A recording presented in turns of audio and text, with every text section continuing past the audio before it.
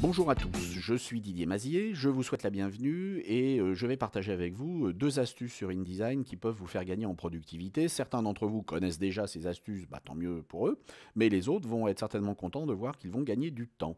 Première chose, lorsque vous déplacez, que vous dupliquez un élément, vous appuyez sur les touches Commande Alt majuscule sur Mac, Ctrl Alt majuscule sur PC, et puis vous allez dupliquer votre objet une fois, deux fois, trois fois, etc. Vous pouvez également travailler avec les méthodes qui sont exécutées, répétées, dupliquées, mais vous aurez toujours le même problème à la fin, c'est que lorsque vous aurez vos différents éléments, ceux-ci ne seront pas répartis uniformément et il faudra donc faire ensuite une répartition.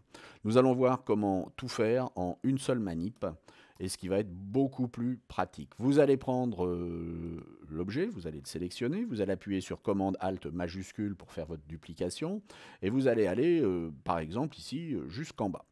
Une fois que vous êtes en bas, vous allez relâcher les touches du clavier, mais vous ne relâcherez pas les touches de la souris.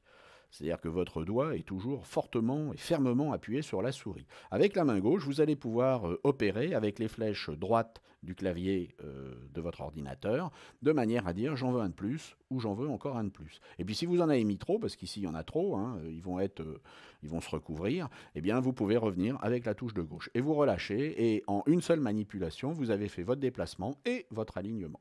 Première astuce. Deuxième astuce, vous remarquez qu'ici nous avons un effet qui est particulièrement laid, qui est celui de l'ombre portée et du biseautage, mais enfin bon, certains peuvent aimer ça, et vous voudriez l'appliquer à cet élément. C'est compliqué parce qu'avec l'outil pipette, ça ne va pas forcément fonctionner, ça ne s'applique pas forcément aux objets images, et puis si vous créez un style et que vous appliquez un style, ça fait plusieurs manipulations, c'est très compliqué. Vous allez donc sélectionner votre objet, et vous voyez qu'ici vous avez l'effet que vous voulez appliquer, et en bout de ligne, vous avez un petit FX.